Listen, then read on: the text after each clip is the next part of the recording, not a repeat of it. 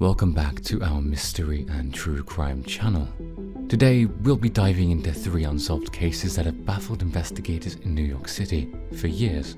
These cases involve disappearances and murders, leaving family members and authorities with more questions than answers. So grab a cup of coffee, sit back, and let's explore these 3 intriguing cases.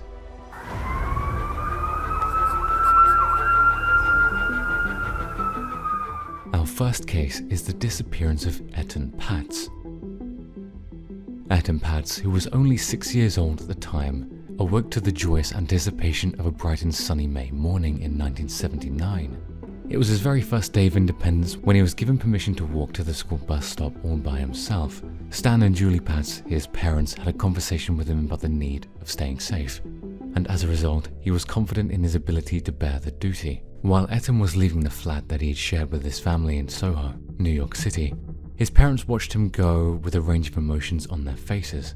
They were proud of their young child for being so brave, but at the same time, they couldn't help but feel a bit worried about him, which comes naturally as a parent. After all, it was a large metropolis, and they were all well aware that anything could take place there.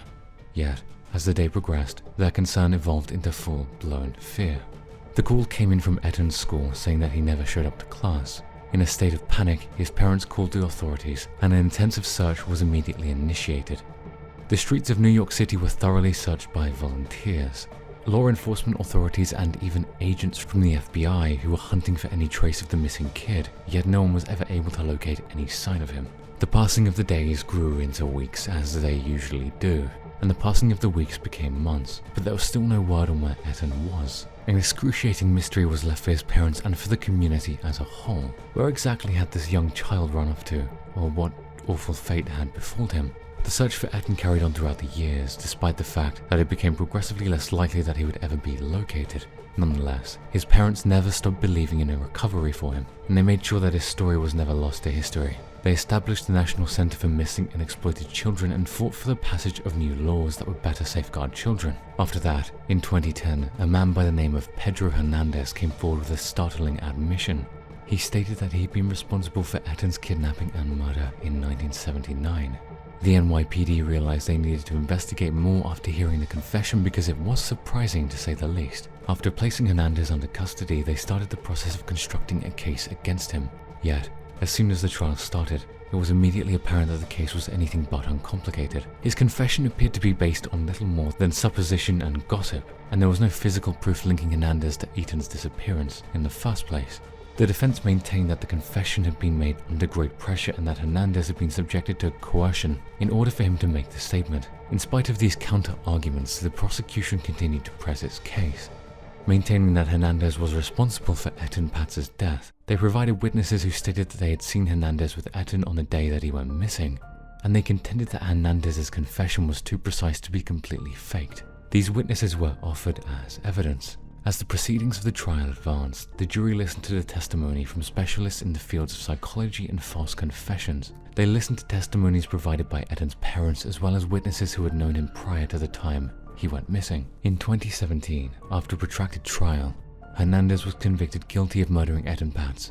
The verdict came after a thorough investigation, but even after justice was done, there were still many unanswered questions. What had actually taken place on that fateful day in 1979 with Etan, and why? When asked about his role, was Hernandez being truthful about what he knew? And where did Etan's body end up after all that had happened? Our next case is the brutal murder of Rashawn, Brazell. When Rashawn Brazell, then 19 years old, set out from his Brooklyn home on a brisk February day in 2005, for what he anticipated to be an ordinary day of work, he imagined it would be a typical day. But he was never seen again, and his family and the authorities in Manhattan were left wondering for years what had become of him, because he had never shown up for work at the bakery where he was employed. It wasn't until 2 days later that his family reported him missing, which kicked off a comprehensive search for the young guy who had gone missing. Nevertheless, just a few days later, a ghastly set of remains would be discovered in a subway tunnel, which would convert the search into an inquiry into a possible murder. As more information about the incident became available, it became abundantly evident that Brazell's murder had been both savage and premeditated. His body had been dismembered and the various parts had been placed in trash bags before being dumped in various areas across the city, including a recycling factory in Brooklyn. In spite of the best efforts of law enforcement, the case remained unsolved for a number of years, which allowed the perpetrator of the crime to stay at large and left the family of the victim longing for answers. Even today, after more than 15 years have passed, the identity of the person who murdered Brazell is still a mystery. The sheer number of questions that remain unanswered is both a captivating aspect of this situation and a source of frustration for all parties concerned. Who, if anyone, would have wished to cause harm to a young man who had no known enemies? Over the course of his life, Rashawn Brazell's disappearance has been the subject of countless conjectures, stories, and speculations, but nobody knows for sure what happened to him. Some people believe that he may have been the victim of a hate crime, while others believe that he may have been the target of the attack due to the fact that he worked in the adult entertainment industry. But in the absence of any hard evidence, these speculations are little more than that. Case 3, our final one, the mysterious disappearance of Suzanne Lyall. Suzanne Lyall, a student who was 19 years old at the time, had an exciting life ahead of her. On March 2nd, 1998, she was last seen working at a neighboring mall after having just ended her shift at the State University of New York at Albany, where she was pursuing a degree in computer science. When she vanished, she had just finished her shift. When Suzanne stepped off of the bus on the SUNY Albany campus, it was a regular Monday evening, and she was standing close to the Collins Circle area. Nevertheless, she was never seen again, and her parents reported her missing the following day after she failed to return to the dorm where she was staying. The police began an exhaustive search, but they were unable to locate Suzanne despite their efforts. The circumstances behind Suzanne Lyall's disappearance turned into a mystery that both law enforcement officers and her family were unable to solve.